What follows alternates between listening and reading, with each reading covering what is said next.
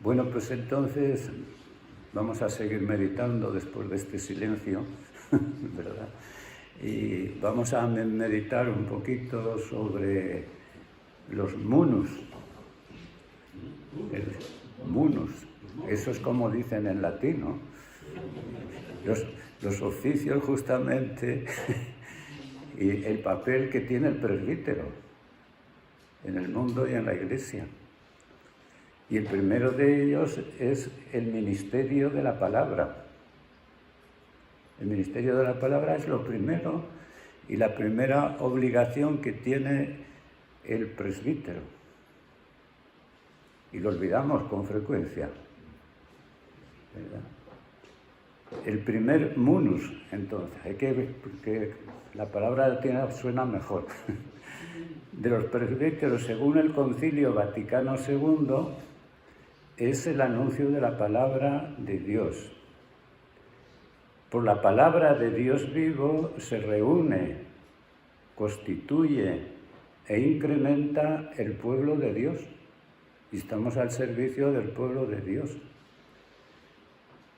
Por la palabra se suscita la fe y se consolida la fe en el corazón de los creyentes. En ella hay que buscar la luz y fuerza para avanzar en santidad y justicia como discípulos y testigos de Jesucristo en la historia. Anunciar el reino de Dios y lo tocante a Jesucristo es lo que nos recuerdan los Hechos de los Apóstoles, que es la misión apostólica. Es el último versículo de los Hechos de los Apóstoles, donde se concentra todo, anunciar el reino y lo tocante a Jesucristo. Todo lo demás viene por añadidura, pero lo principal es eso.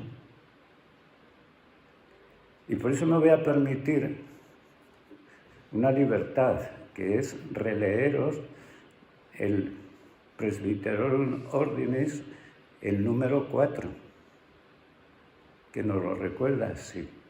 Y después ya meditaré en mi estilo, ¿verdad? Pero creo que es importante que recordemos esto del Concilio Vaticano II, que no lo puede cambiar los papas, ni nosotros, sino que es una obligación. El pueblo de Dios se reúne ante todo por la palabra de Dios vivo, que con todo derecho,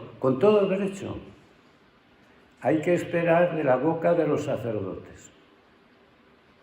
Pues como nadie puede salvarse si antes no creen, los presbíteros, como cooperadores de los obispos, tienen como obligación principal el anunciar a todos el Evangelio de Cristo para constituir e incrementar el pueblo de Dios, cumpliendo el mandato del Señor. Id por todo el mundo y predicar el Evangelio a toda criatura. Porque con la palabra de la salvación se suscita la fe en el corazón de los no creyentes y se robustece en el de los creyentes. Y con la fe empieza y se desarrolla la congregación de los fieles según la sentencia del apóstol. La fe viene por la predicación y la predicación por la palabra de Cristo. Romanos 10:17. Los presbíteros, pues, se deben a todos, en cuanto a todos deben comunicar la verdad del Evangelio que poseen en el Señor. Por tanto, ya lleven a las gentes a glorificar a Dios. Yo me he perdido con mis letras. Los presbíteros, pues, se deben a todos, en cuanto a todos deben comunicar la verdad del Evangelio que poseen en el Señor. Por tanto, ya lleven a las gentes a glorificar a Dios, observando entre ellos una conducta ejemplar. Ya anuncien a los no creyentes el misterio de Cristo, predicándoles abiertamente. Ya enseñen el catecismo cristiano, o expongan la doctrina de la Iglesia, ya procuren tratar los problemas actuales a la luz de Cristo, es siempre su deber enseñar, no su propia sabiduría, sino la palabra de Dios, e invitar indistintamente a todos a la conversión y a la santidad. Pero la predicación sacerdotal, muy difícil con frecuencia en las actuales circunstancias del mundo, para mover mejor a las almas de los oyentes, debe exponer la palabra de Dios no solo de una forma general y abstracta, sino aplicando a circunstancias concretas de la vida la verdad perenne del Evangelio. Con ello se desarrolla el ministerio de la palabra de muchos modos, según las diversas necesidades de los oyentes y los carismas de los predicadores. En las regiones o núcleos no cristianos, los hombres son atraídos a la fe y a los sacramentos de la salvación por el mensaje evangélico. Pero en la comunidad cristiana, atendiendo sobre todo a aquellos que comprenden o creen poco lo que celebran, se requiere la predicación de la palabra para el ministerio de los sacramentos, puesto que son sacramentos de fe que procede de la palabra y de ella se nutre.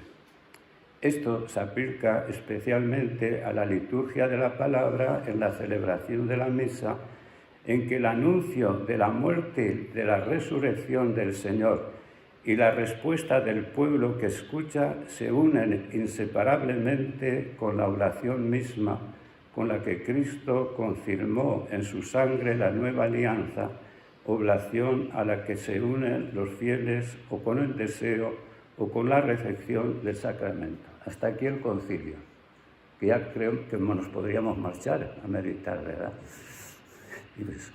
Pero también tenemos que oír a la gente. Y yo escucho mucho esto, y me imagino que vosotros más que yo, ¿verdad? ¿Por qué nuestros hijos, que son personas buenas, abandonan la Iglesia? Que son personas buenas, pero que abandonan la Iglesia. Abandonan la fe o lo ponen entre paréntesis. ¿Por qué dejan la práctica religiosa?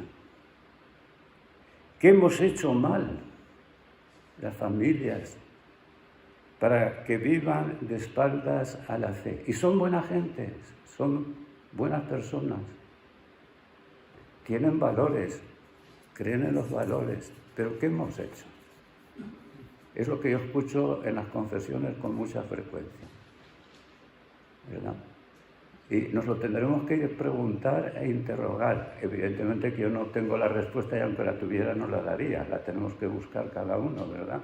Pero nos tenemos que dejar interrogar por la gente. ¿Qué ha sucedido? Y es que es muy bueno que vivan de acuerdo con unos valores, pero es la fe. Bastan los valores. ¿Cómo suscitar el encuentro con la palabra viva de Dios? ¿Cómo suscitar el encuentro con alguien, no con algo? Porque los valores los puedo determinar yo. ¿Quién los jerarquiza? Etcétera, etcétera. Toda la filosofía de valores, ¿verdad?, la conocemos y tiene sus claves y sus trampas. Hemos formado buenas personas, no sinceras familias, pero hemos formado cristianos. Y esta es una gran cuestión que me parece que está de esto. En este sentido voy a recordar dos pensadores importantes en la Iglesia y que nos hablan de este asunto, Karl Rahner y Alf Gessel, que los dos grandes teólogos, que no son de los carcas, ¿verdad?, no les podemos decir que son, sino han sido de los más punteros, ¿verdad?, pues nos recuerdan lo mismo los dos, curiosamente, Al poner al hombre en el centro se desplaza la verdadera cuestión de la fe. Y se socava de alguna forma la autoridad de la palabra de Dios, fuente de vida, verdad, libertad y comunión. No voy a leer los grandes textos que escribieron, ¿verdad? Pero Rahner escribía: lo que opino es esto. Hay pocos hombres que piensan que en último término no es Dios el que existe para ellos, sino que ellos son los que existen para Dios. Dios a nuestro servicio o nosotros al servicio de Dios. Esa es la gran cuestión que plantea Rahner, ¿verdad?, en su librito Dios, amor que desciende. Dios, amor que desciende. Y Guesé afirma esto sobre la fuerza dinámica de la fe. Ponía en guardia contra el militantismo y escribe: esto es lo que hoy debemos recordar. Si en la derecha se forman doctrinarios, y en la izquierda militantes, se corre el riesgo de no formar ya creyentes y personas. No digo que no haya que comprometerse, sino que hay una deriva posible y, por lo tanto, una dimensión que no hay que olvidar y frente a la cual hemos de estar vigilantes. Benedicto XVI recordó en su primera encíclica esta verdad: hemos creído en el amor de Dios. Así puede expresar el cristiano la opción fundamental de su vida.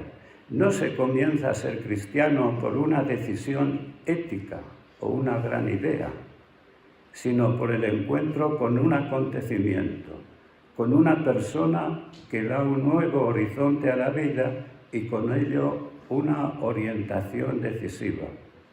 En su Evangelio, Juan había expresado este acontecimiento con las siguientes palabras: tanto amó Dios al mundo, tanto amó Dios al mundo, que entregó a su Hijo único para que todos los que creen en Él tengan vida eterna. El Papa Francisco se ha referido en varias ocasiones a esta afirmación de su predecesor.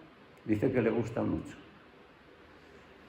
Estamos, pues, ante una cuestión decisiva para la fe. ¿Formamos de verdad personas creyentes, discípulos de Jesucristo? Es nuestra cuestión. ¿Qué alimento damos a los que el Señor nos ha confiado? ¿Damos un buen alimento? ¿Qué antropología subyace en nuestra acción evangelizadora? ¿Qué antropología? La situación, creo que todos lo vivimos con cierto dolor y nos interroga a ser pastores del pueblo de Dios en este paradigma social que tenemos, no en otro. El Concilio Vaticano II hablaba ya de mutaciones. Los últimos papas, todos ellos, nos han recordado una nueva evangelización.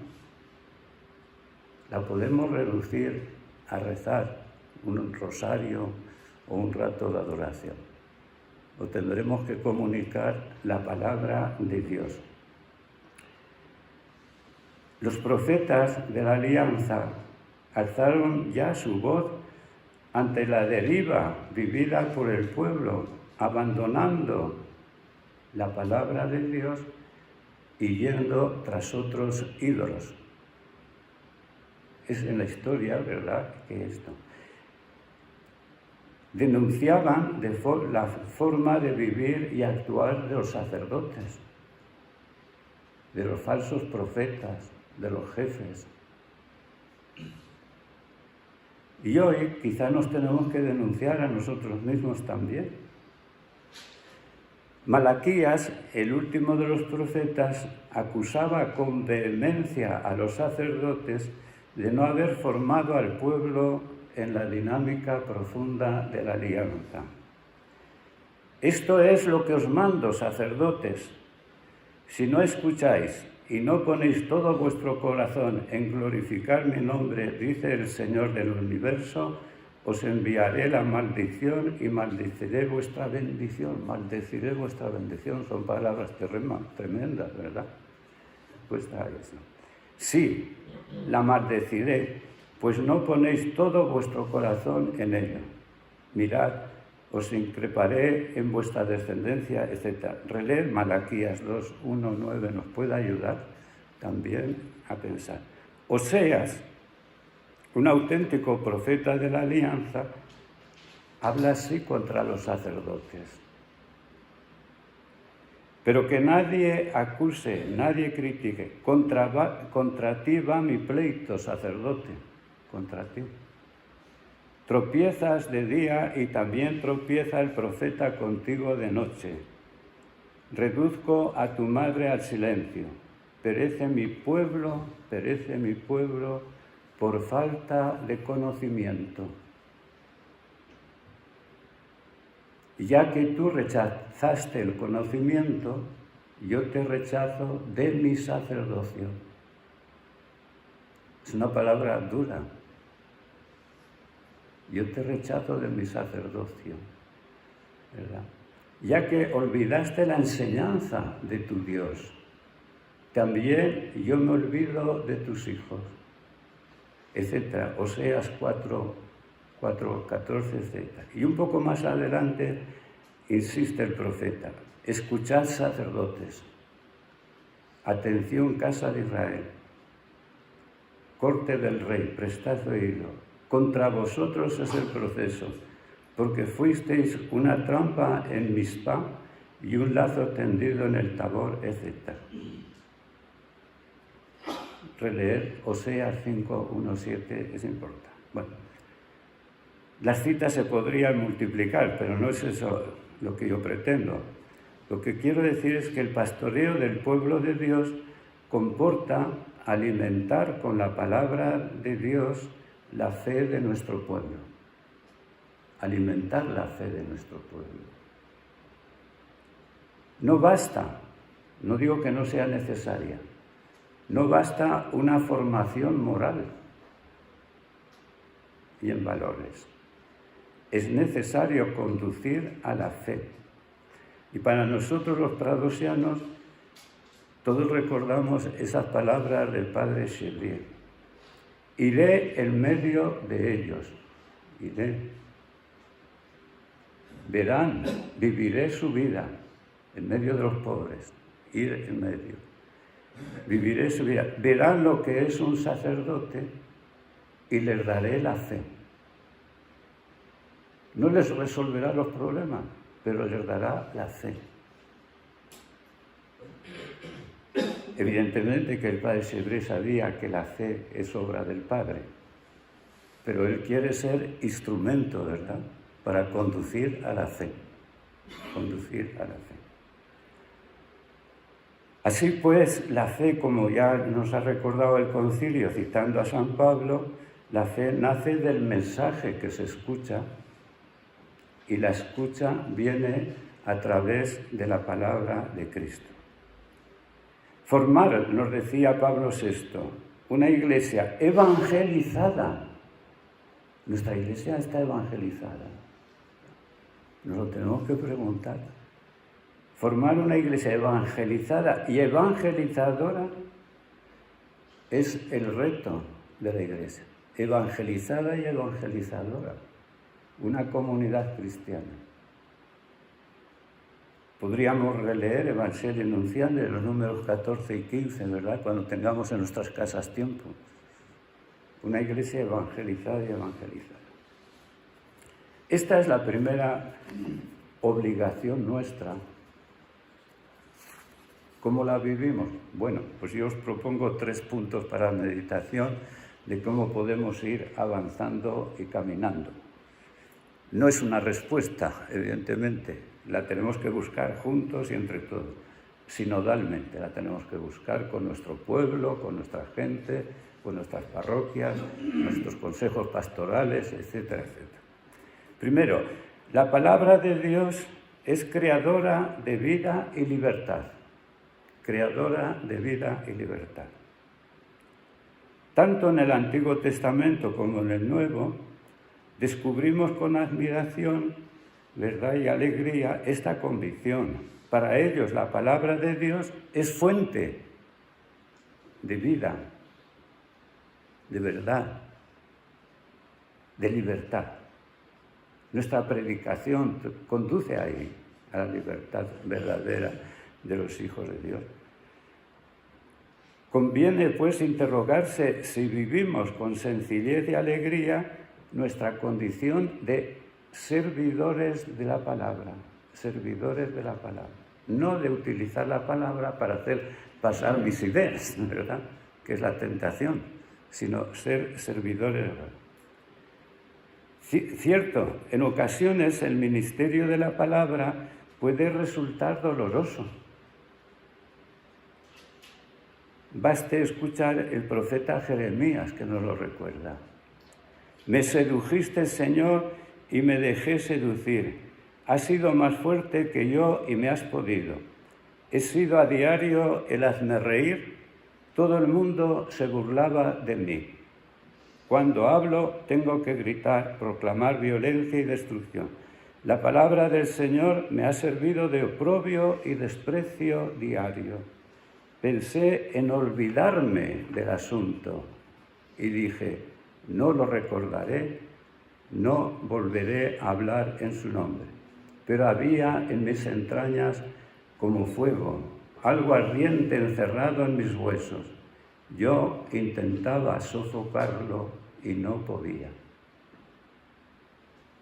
Jeremías vive ese drama, por una parte seducido por la palabra y por otra comunicarla le provoca dificultades continuamente.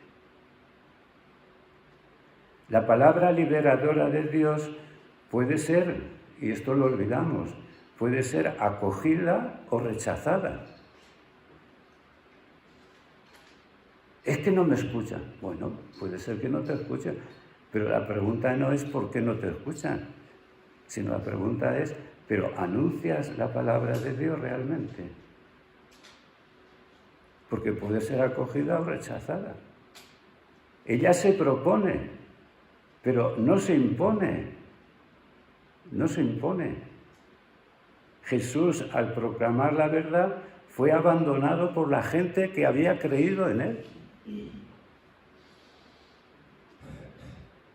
Dijo Jesús a los judíos que habían creído en él, a los que habían creído: si permanecéis en mi palabra, seréis de verdad discípulos míos, conoceréis la verdad y la verdad os hará libres. Le replicaron: somos linaje de Abraham y nunca hemos sido esclavos de nadie.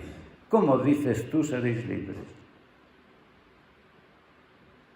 Y termina el capítulo 8 de San Juan queriéndolo apedrear. Porque nosotros nos escandaliza que no nos acojan. El problema es si comunicamos realmente la verdad. Independientemente si la palabra es acogida o no, lo que importa pues es si los servidores del Evangelio creemos y experimentamos que es una palabra vivificadora y liberadora. Si lo creemos, lo comunicaremos. Hagamos un pequeño recorrido por la historia del Dios de la Alianza con su pueblo. El libro del Deuteronomio es muy claro en este sentido. Yo soy el Señor tu Dios, que te saqué de la tierra de Egipto, de la casa de la esclavitud. No tendrás otros dioses frente a mí. Mi palabra te hace libre. Fíjense ustedes que presentamos los mandamientos como una ley que nos atosía, cuando es la ley de la liberación. Es una palabra para que el pueblo pueda caminar en la libertad. ¿Cómo lo presentamos? Eso es donde tendremos que buscar cómo presentar una palabra liberadora para el pueblo. La finalidad de la alianza y sus cláusulas, lejos de buscar el sometimiento del pueblo a Dios, fija el camino a seguir para encontrar la libertad. Para la libertad. Así pues, reconoce hoy y medita en tu corazón que el Señor es el único Dios, allá arriba en el cielo y aquí abajo en la tierra, no hay otro. Observa los mandamientos y preceptos que yo te prescribo hoy para que seas feliz. Tú y tus hijos después de ti, y se prolonguen tus días en el suelo que el Señor tu Dios te da para siempre. Deuteronomio 4, 39 y 40, pues nos muestra, ¿verdad?, para que tú seas feliz. Para que tú seas. Y en el capítulo 8, versículos 5-14, recuerda, reconoce pues en tu corazón que el Señor tu Dios te ha corregido como un padre corrige a su hijo, para que observes los preceptos del Señor tu Dios, sigas sus caminos y los caminos. Cuando el Señor tu Dios te introduzca en la tierra buena, etcétera, etcétera, entonces sigue adelante. Los profetas, pues, de la alianza, en el momento de la dolorosa experiencia del exilio, insisten en lo mismo, la palabra como fuente de vida y libertad. Yo creo que nos lo tenemos que recordar, es lo que yo hago para la meditación. Una voz grita, en el desierto prepararle un camino al Señor, allanad en la estepa una calzada para nuestro Dios, que los valles se levanten, que montes y colinas se abajen, que lo torcido se enderece y lo escabroso se iguale. Se revelará la gloria del Señor y la verán todos juntos. Ha hablado la boca del Señor. Dice una voz, grita. Respondo, ¿qué debo gritar? Es bonito porque nos pregunta a nosotros qué debemos gritar. Y el Señor nos responde, toda carne es hierba, y su belleza como flor campestre. Se agosta la hierba, se marchita la flor, cuando el aliento del Señor sopla sobre ellos. Sí, la hierba es el pueblo, se agosta la hierba, se marchita la flor, pero la palabra de nuestro Dios permanece para siempre. La palabra de nuestro Dios permanece para siempre. ¿Por qué? Porque es la palabra creadora de vida.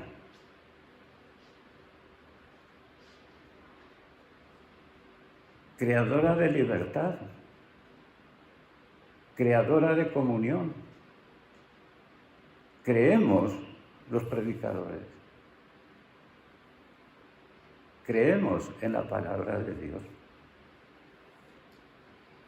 Una palabra siempre eficaz.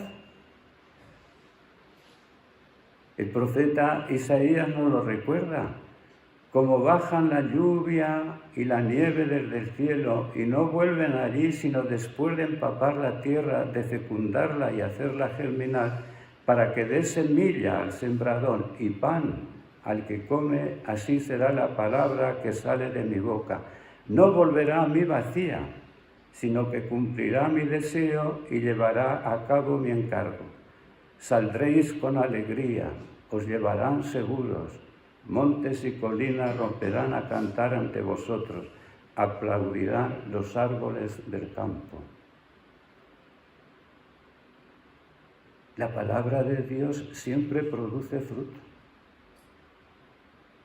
y permanece para siempre. Y claro, yo no digo que resultados contables, digo frutos. Porque nosotros queremos contabilizar cuántos vienen a misa, cuántos permanecieron junto a Jesús. Pues creo que permanecieron pocos, ¿no? Pero después transformarán el mundo. Y esa palabra nos santificará a todos. Por eso la carta a Santiago nos lo recuerda así: poned en práctica la palabra y no os contentéis con oírla, engañándoos a vosotros mismos. Porque quien oye la palabra y no la pone en práctica, ese se parece al hombre que se mira la cara en un espejo y apenas se miraba, daba media vuelta y se olvidaba de cómo era. Pero el que se concentra en una ley perfecta, la de la libertad, permanece en ella, no como oyente olvidadizo, sino poniéndola en práctica. Y escuchen, ese será dichoso al practicarla. Si practicamos la palabra de Dios, seremos dichosos nosotros. Y creo que entonces atraeremos. Ahora, si andamos amargados y esas cosas, no vamos a atraer a nadie.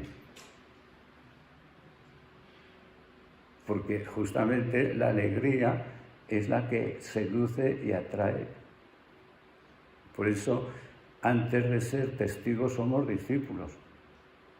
Vivimos de la palabra.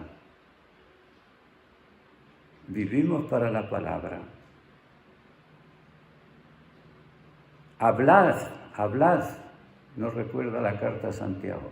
Hablad y actuad como quienes van a ser juzgados por una ley de libertad, pues el juicio será sin misericordia para quien no practicó la misericordia. La misericordia triunfa sobre el juicio.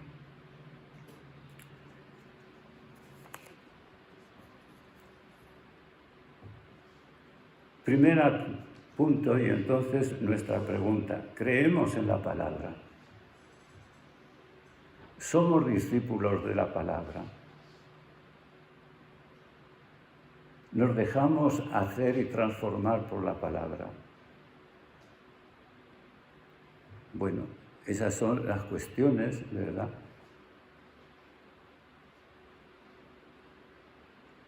Segundo punto para la meditación, asumir la paradoja. Y nos cuesta mucho aceptar y asumir esto. El ministro del Evangelio no puede imponer la palabra. ¿Por qué? Porque nos dirigimos a la libertad de las personas, no las manipulemos. Nos dirigimos a una libertad, si no, no hay fe.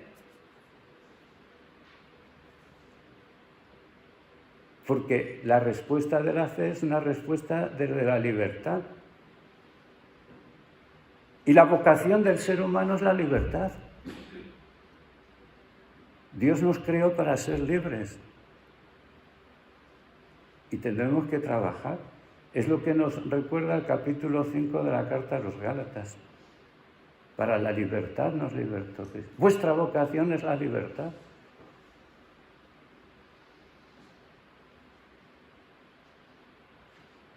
Dios nos ha creado libres. A mí me gusta mucho ver eso en la historia de la creación de capítulo 1 y 2. Al único que impone normas Dios es al hombre. A los animales no, los ha codificado. Al único que impone una norma es al hombre. Porque Dios quiere entablar con él un diálogo de libertad, un diálogo de amor. A diferencia de los demás, solo el hombre puede decir sí o no. Y ahí es donde nos jugamos. Y justamente es lo que tendremos que trabajar. Consciente de esta verdad, el ministro del Evangelio entonces debe asumir la paradoja que entraña justamente que unos pueden decir sí y otros dirán no. Y no nos tiene que asustar. Que nosotros tendremos que buscar la mejor forma de presentar el Evangelio, la palabra de Dios, cierto, y nunca terminaremos porque en cada cultura tendremos que ver cómo llevarlo a cabo. Pero tenemos que aceptar que nos digan no y que no nos moleste. ¿Verdad? Nos molesta mucho cuando nos dicen no, pero eso lo tenemos que asumir. a todos les gustan algunas cosas que dice la Iglesia, otras no les gustan. Bueno, pues bendito sea Dios, ¿verdad? Por eso el profeta no rehúye el combate. Los profetas son los hombres de la palabra, acogidos por una minoría y rechazados por la mayoría, si yo leo bien las Escrituras, ¿verdad? Los apóstoles, como Pablo, pues a veces se sacudían los pies y decían, nos iremos a los gentiles, porque no nos escuchan, ¿verdad? Y creo que eran buenos testigos. Y Jesús no fue rechazado. Y rechazado a veces por los que eran los buenos de su tiempo, no eran los fariseos. El padre Sebre, que estudió mucho los combates de Jesús, nos dirá que el principal combate era con los fariseos y los escribas. No era con los paganos, sino esto. Y eso lo tenemos que tener nosotros presente. La inteligencia de la fe avanza desde la escucha al espíritu de la verdad. Los razonamientos matan el Evangelio. ¿Queremos acomodar el Evangelio? No. Busquemos formas y caminos para presentarlo. Hoy, en esta cultura, en esta situación. Pero no rebajemos, ¿verdad? No hagamos una religión a la carta, una religión light. Y esto por una razón poderosa. No es el hombre el que hace la palabra, sino la palabra la que hace al hombre. No somos nosotros los que inventamos el Evangelio. Por eso San Pablo nos dirá que el Evangelio no es cosa de hombres. Es Dios quien nos ofrece su Evangelio. Nosotros tendremos que buscar la forma mejor de presentarlo. Eso, ahí es donde está la creatividad de todos. Y tendremos también que estar abiertos a la verdad que nos venga desde el mundo y que nos ayuda a comprender mejor el mismo Evangelio. Por eso ya Pablo en la carta a los Filipenses nos recuerda que vuestra mesura la conozca todo el mundo. El Señor está cerca. Nada os preocupe. Hoy, si no, tenemos que escuchar mucho esto. Nada os preocupe, sino que en toda ocasión, en la oración y en la súplica, con acción de gracias, vuestras peticiones sean presentadas a Dios. Y la paz de Dios, que supera todo juicio, custodiará vuestros corazones y vuestros pensamientos en Cristo Jesús. Finalmente, hermanos, todo lo que es verdadero, noble, justo, puro, amable, laudable, todo lo que es virtud o mérito, tenedlo en cuenta. Había muchas cosas buenas en los paganos y Jesús las recogía. Y tenemos que tener en cuenta todo eso. Y a la pequeña comunidad de Roma, porque nosotros siempre que hablamos de Roma pensamos en el Vaticano. Pero entonces, como dicen los estudiosos, ¿verdad?, no llegaba a 150 personas como máximo las 4 comunidades que ponía en Roma. Estaban en otra situación, ¿verdad?, que no ahora. Pues dice, os exhorto pues, hermanos, por la misericordia de Dios, a que presentéis vuestros cuerpos como sacrificio vivo, santo, agradable a Dios. Este es vuestro culto espiritual. Y no os amoldéis a este mundo, sino transformaos por la renovación de la mente, para que sepáis discernir cuál es la voluntad de Dios, qué es lo bueno, lo que le agrada, lo perfecto. Volvemos de nuevo al discernimiento, ¿verdad?, para ir descubriendo el camino. El ministro del Evangelio, por tanto, debe asumir, a mi entender, si estoy equivocado, pues vosotros me corregís, la paradoja que conlleva la proclamación de la palabra de Dios en este mundo y de manera especial en la secularidad. Es necesario, pues, estar vigilantes para no caer en la tentación que nos acecha, o de la repetición o de la innovación sin más. La repetición no es garantía de vivir la tradición, con mayúscula, claro, la tradición. La repetición no basta. La innovación por innovación tampoco, sino justamente es la creatividad en la verdad. En la verdad. Y no lo vivimos cuando somos parciales en la acogida de la palabra de Dios. Ya he insistido en la necesidad de acoger la totalidad.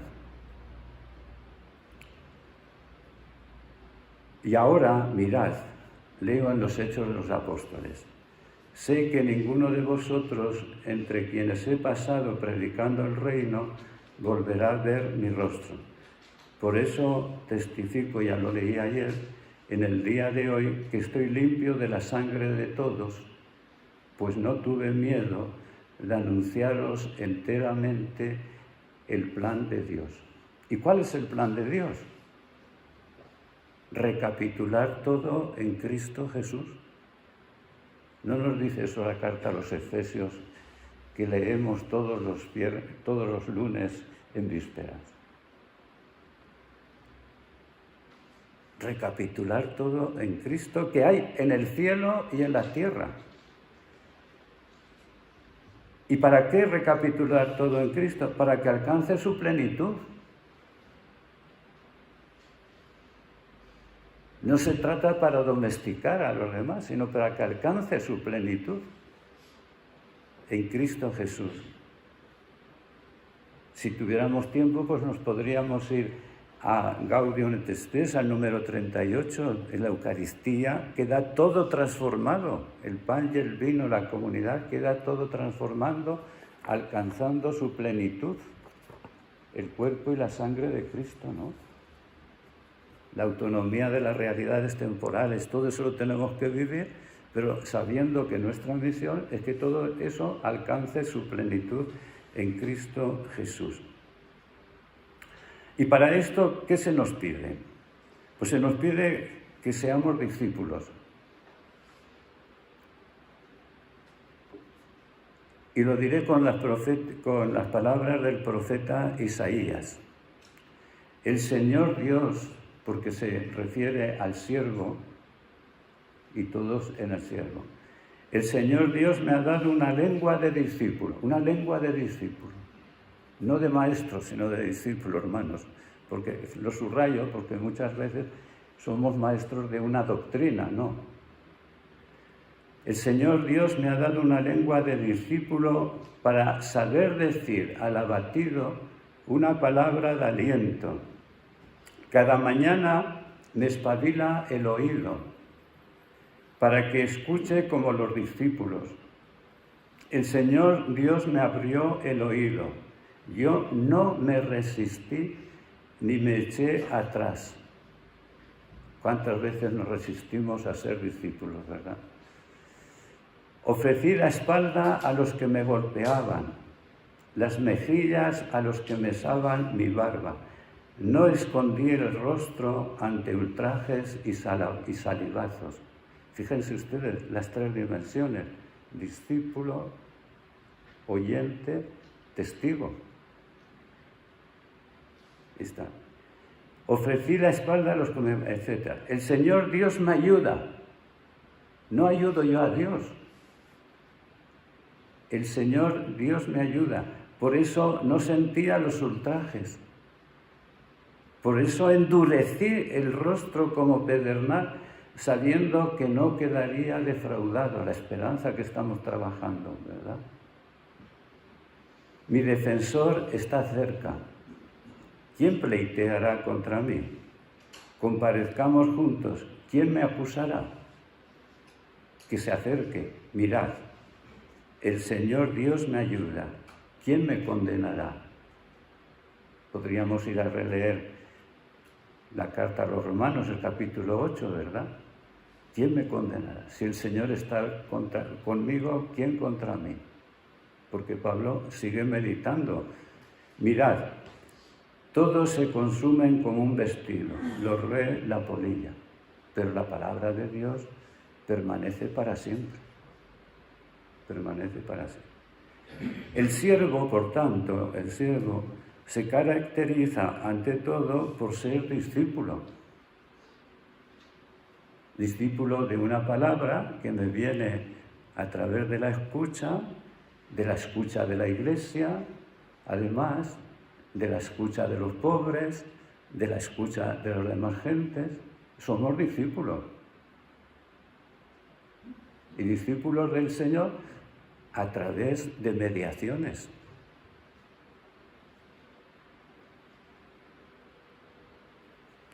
Por eso, para terminar este segundo punto, les recuerdo lo que decía el concilio: discípulos entre los discípulos. Todos discípulos del Señor. El único Maestro, Cristo. El único Maestro, Cristo. Y nosotros testigos del único Maestro. Discípulos. Porque Jesús es el discípulo perfecto del Padre. Así termina la primera parte del Evangelio de Juan con esta reivindicación de Jesús. Habiendo hecho tantos signos delante de ellos, no creían en él, para que se cumpliera el oráculo de Isaías que dijo: Señor, ¿quién ha creído nuestro anuncio? Y el brazo del Señor, ¿a quién ha sido revelado? Por ello no podían creer, porque de nuevo dijo Isaías: ha cegado sus ojos y ha endurecido sus corazones para que no vean con sus ojos y entiendan en su corazón y se conviertan y yo los cure. Esto dijo Isaías cuando vio su gloria y habló acerca de él. Sin embargo, incluso muchos de los principales creyeron en él, pero a causa de los fariseos no lo confesaban públicamente para no ser expulsados de la sinagoga, pues prefirieron la gloria de los hombres a la gloria de Dios. Jesús gritó diciendo, hasta ahí es el comentario del evangelista, pero ahora es Jesús quien habla. Jesús gritó diciendo: el que cree en mí, no cree en mí, sino en el que me ha enviado. Y el que me ve a mí, ve al que me ha enviado. Yo he venido al mundo como luz, y así el que cree en mí no quedará en tinieblas. Al que oiga mis palabras y no las cumpla, yo no lo juzgo, porque no he venido para juzgar al mundo, sino para salvar al mundo. El que me rechaza y no acepta mis palabras, tiene quien lo juzgue. La palabra que yo he pronunciado, eso lo juzgará en el último día. Porque yo no he hablado por cuenta mía. Lo podemos decir nosotros. Porque yo no he hablado por cuenta mía.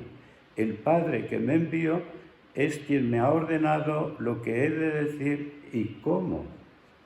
Lo que he de decir, el cómo he de hablar. Y sé que su mandato es vida eterna. ¿Privaremos a nuestro pueblo de la vida eterna? Y sé que su mandato es vida eterna. Por tanto, lo que yo hablo, lo hablo como me ha encargado mi Padre. Jesús no dice nada de sí mismo. Es el perfecto discípulo y por eso es el maestro. Es la palabra misma de Dios. En él el mensaje y el mensajero se identifican. Nosotros podemos tender, ¿verdad? Pero nunca nos identificaremos. Bueno, y el tercer punto, el anuncio del reino de Dios y de Jesús a los hombres de hoy. porque tenemos que bajar al hombre de hoy, claro, y buscar entre todos, y puede ser eso de nuestras sesiones de formación, etcétera, también un trabajo, cómo anunciar hoy eso. Jesús, ungido con el Espíritu, anunció la cercanía y presencia del reino de Dios, invitando a la conversión y la fe. Conocemos todos los textos. Después de que Juan fue entregado, Jesús se marchó a Galilea a proclamar el Evangelio de Dios. Decía, se ha cumplido el tiempo y está cerca el reino de Dios. Convertíos y creed en el Evangelio. Y en Mateo 4:17 nos recuerda, desde entonces comenzó Jesús a predicar diciendo, convertíos porque está cerca el reino de los cielos.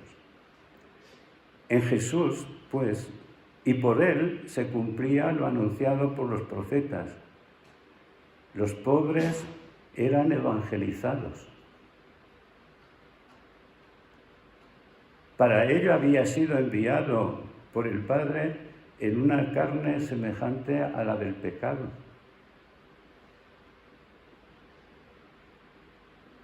A los admiradores que querían retenerlo, les dijo, bueno, pues a veces te quieren retener, ¿verdad?, en las comunidades y eso.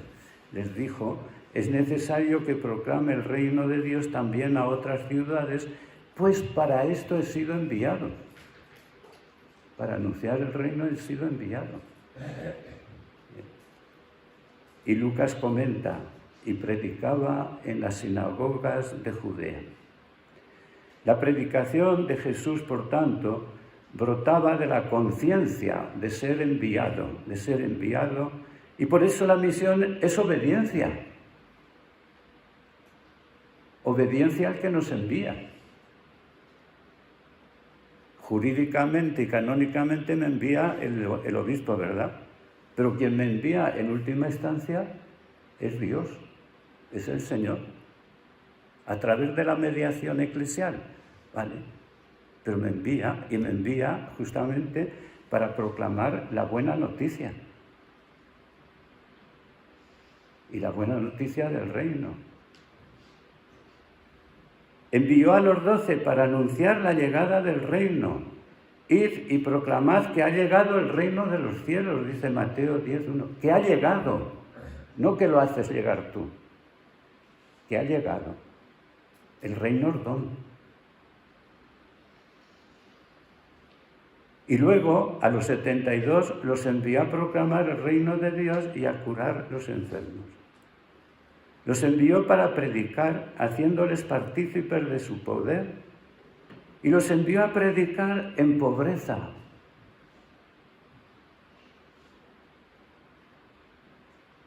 Como él fue enviado pobre. Jesús fue enviado pobre, ¿no? Nació pobre en un pesebre y a lo largo de toda su vida permaneció pobre. Y los envió alertándoles de esto, como ovejas en medio de lobos. Unos os aceptarán y otros os rechazarán. Si entráis, leo en Lucas, si entráis en una ciudad y os reciben, comed lo que os pongan. Curad a los enfermos que haya en ella y decirles, el reino de Dios ha llegado a vosotros. Pero si entráis en una ciudad y no os reciben, saliendo a sus plazas, decid, hasta el polvo de vuestra ciudad que se nos ha pegado a los pies, nos lo sacudimos sobre vosotros. De todos modos, sabed que el reino de Dios ha llegado. Nos podrán rechazar, pero podremos seguir diciendo, el reino de Dios ha llegado. Y el reino es verdadero don de Dios, que debe ser acogido, cultivado y desplegado. Pero es don, acogido, que debemos cultivar y desarrollar. La gente del mundo, ya le he leído, pero como es uno de mis textos, pues lo sigo leyendo. La gente del mundo se afana por todas esas cosas, pero vuestro Padre sabe que tenéis necesidad de ellas. Buscad más bien su reino y lo demás se os dará por añadidura. No temas, pequeño rebaño, no temas, porque vuestro Padre ha tenido a bien daros el reino.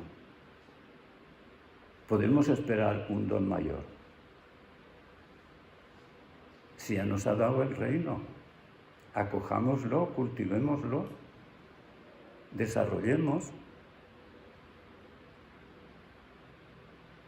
Por eso tenemos que aprender, es un aprendizaje a vivir del don de Dios, a buscarlo, a recibirlo con gratitud y a implicarnos en su anuncio y advenimiento. Volvemos siempre a las mismas palabras: oración, proclamación y acción. Forman un todo.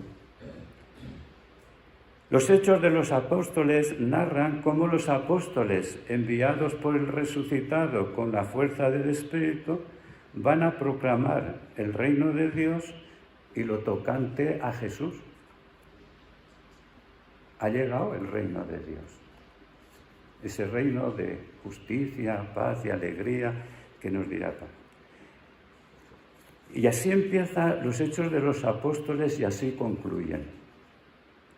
En mi primer libro, Teófilo, escribí de todo lo que Jesús hizo y enseñó desde el comienzo hasta el día en que fue llevado al cielo, después de haber dado instrucciones a los apóstoles que había escogido, movido por el Espíritu Santo. Se les presentó él mismo después de su pasión, dándoles numerosas pruebas de que estaba vivo y apareciéndoseles durante 40 días y hablándoles del reino de Dios. 40 días el resucitado habla del reino de Dios a los 12. Es la instrucción que les da. Y terminan así, y podemos leer cómo lo envía el Espíritu, pero eso. Y terminan así los Hechos de los Apóstoles, capítulo 28, versículo 30-31. Permaneció allí Pablo un bienio completo en una casa alquilada, recibiendo a todos los que acudían a verlo, predicándoles el reino de Dios y enseñando lo que se refiere al Señor Jesucristo con toda libertad, sin estorbos. El reino de Dios es. A veces en nuestras predicaciones olvidamos o bien el reino o bien Jesús, ¿verdad? Hay que ponerlo junto. Pablo, pues, anuncia a los gentiles y a los judíos lo mismo. Lo hará de formas diferentes. A los judíos se servirá de las Escrituras poniendo, a los gentiles de los valores y de las búsquedas que tienen. No podemos anunciar el reino de la misma manera a unos y a otros, ¿de acuerdo? Pero a todos tenemos que anunciar el reino de Dios y lo tocante a Jesús. El anuncio de la llegada del reino de Dios debe tener en cuenta entonces algunas dimensiones. Primero, la situación actual y cultural. Y religiosa en la que se encuentran los oyentes. Tendremos que tener en cuenta lo que es esencial del mensaje. Tendremos que tener en cuenta en qué enganche podemos buscar nosotros ese anuncio con la gente que tenemos delante. Tendremos que buscar la pedagogía divina, la condescendencia. Tendremos que entrar, como nos recuerda Gaudium et Spes, ¿verdad?, pues en las búsquedas, en las alegrías, en las tristezas de nuestro mundo, y qué pedagogía, etcétera, pero eso desborda nuestras calles. Y en el plan pastoral para el presente milenio, pero bueno, eso ya lo hemos puesto en los anaqueles, ¿verdad? Ya nos hemos puesto en los anaqueles, como hacemos con casi todo. Pero Juan Pablo II nos recordaba algo que a mí me parece muy importante, el Novo Milenio in Eunte. El Novo Milenio in Eunte nos recordaba eso. No se trata, pues, de inventar un nuevo programa. El programa ya existe. Ya existe. Es el de siempre, recogido por el Evangelio y la tradición viva, con mayúscula tradición.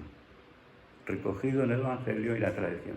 Se centra, en definitiva, en Cristo mismo, al que hay que conocer, amar e imitar para vivir en él la vida trinitaria y transformar con él la historia hasta su perfeccionamiento en la Jerusalén celeste. La vida trinitaria y la transformación, ¿verdad? Porque no podemos separarlas. Es un programa que no cambia al variar los tiempos y las culturas, aunque tiene cuenta del tiempo y de la cultura para un verdadero diálogo y una comunicación eficaz. ¿Cómo dialogar con nuestro mundo? Para una comunicación eficaz. Este programa de siempre es el nuestro para el tercer milenio. Y continúa. Sin embargo, es necesario que el programa formule orientaciones pastorales adecuadas a las condiciones de cada comunidad. Somos perezosos para buscar eso, personal y comunitariamente, mucho más perezosos, ¿verdad? Y mucho más perezosos, si me perdonáis, en los presbiterios. Para buscar, pero ¿cómo avanzamos?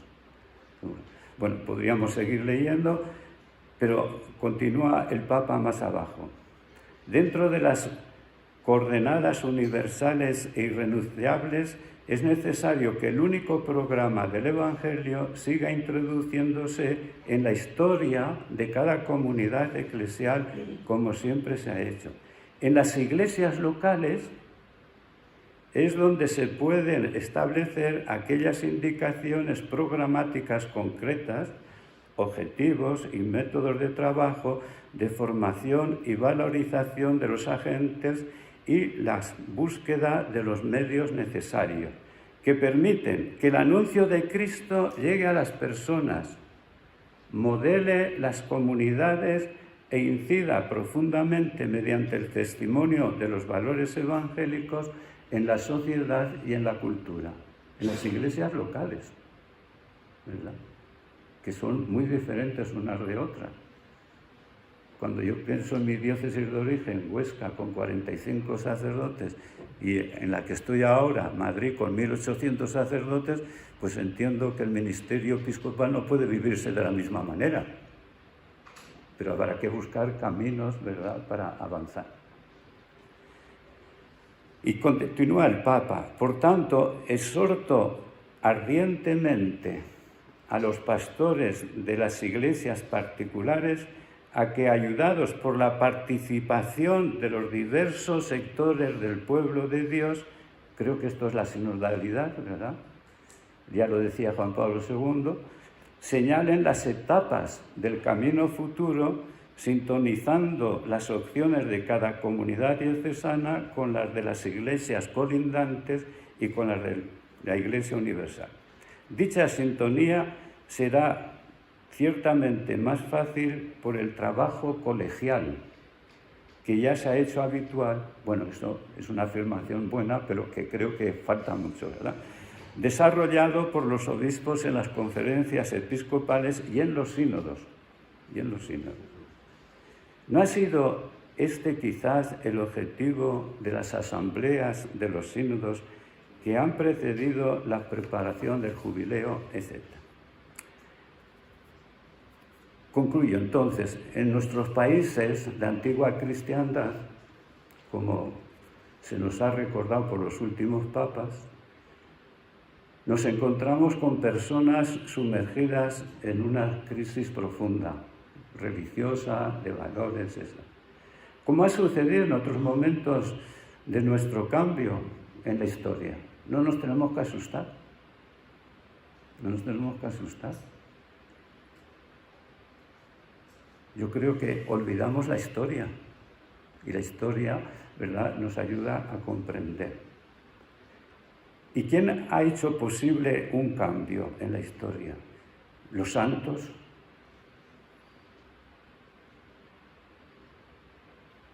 Los santos que han vivido el Evangelio y con su vida, con su predicación, con todo, han inculturado el Evangelio.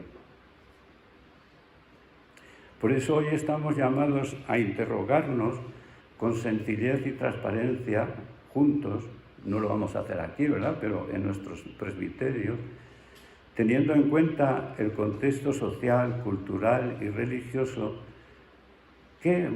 ¿cómo podemos presentar el Evangelio? El ministerio de la palabra, es claro, no será vivido de la misma manera si se trata de afianzar la comunidad existente o de crear nuevas comunidades. Tendremos que buscar. Es preciso, pues, abrirnos a la acción del Espíritu, que es el que conduce realmente a su Iglesia, sin miedo, con sencillez. Y sabiendo que en la Iglesia hay diferentes dones y carismas, que son complementarios. Yo recuerdo que un obispo, cuando un día explicaba esto, me decía: pero entonces me pones muy difícil el ministerio. Claro, si se trata de buscar un camino, y un camino entre todos. Es lo que el Papa Francisco nos recuerda en la sinodalidad, ¿no? Buscar un camino juntos con esto. Y el Nuevo Testamento nos lo recuerda así: a cada uno de nosotros se le ha dado la gracia según la medida del don de Cristo. Por eso dice la Escritura: subió a lo alto llevando cautivos y dio dones a los hombres. Decir subió supone que había bajado a lo profundo de la tierra. A lo mejor nosotros no hemos bajado todavía, ¿verdad?, y deberíamos bajar. Y el que bajó es el mismo que subió por encima de los cielos para llenar el universo. Y él ha constituido a unos apóstoles, a otros profetas, a otros evangelistas, a otros pastores y doctores, para el perfeccionamiento de los santos en función de su ministerio y para la edificación del cuerpo de Cristo, hasta que lleguemos todos a la unidad en la fe y en el conocimiento del Hijo de Dios, al hombre perfecto, a la medida en Cristo en su plenitud. Efesios 4, 7, y recuerdo eso, pues nos recuerda esos dones y carismas. ¿Cómo acoger los carismas de los demás? ¿Cómo no quedarnos en un grupo cerrado y replegado? ¿Cómo abrirnos? ¿Y cómo buscar juntos con los demás? Esas son preguntas que nos tenemos que hacer. Y en la primera carta a los Corintios, capítulo 12, pues nos lo recuerda también: pues vosotros sois el cuerpo de Cristo y cada uno es un miembro. Cada uno es un miembro. Pues en la iglesia Dios puso en primer lugar a los apóstoles, en segundo lugar a los profetas, en el tercero a los maestros, después los milagros, después el carisma de curaciones, la beneficencia, el gobierno. El gobierno es importante también, ¿verdad? Los laicos también pueden estar en el gobierno, ¿no? La economía y todo, cuántas cosas podemos confiar, ¿verdad? La diversidad de lenguas. ¿Acaso son todos apóstoles? ¿O todos son profetas? ¿O todos maestros? ¿O hacen todos milagros? ¿Tienen todos dones para curar? ¿Hablan todos en lenguas o todos las interpretan? Ambicionad los carismas mayores, y aún os voy a mostrar más: la caridad. La caridad prevalece sobre todos los demás carismas. Así pues, yo veo aquí un gran desafío para vivir la sinodalidad. No critiquemos a los demás, impliquémonos. Esto es la sinodalidad, la comunión, la participación y la misión. Colaborando cada uno de acuerdo con el don de Dios para desarrollar el designio de recapitular todas las cosas en el cielo y en la tierra en Cristo. Pues pidamos para que el Señor nos ayude a avanzar en este camino.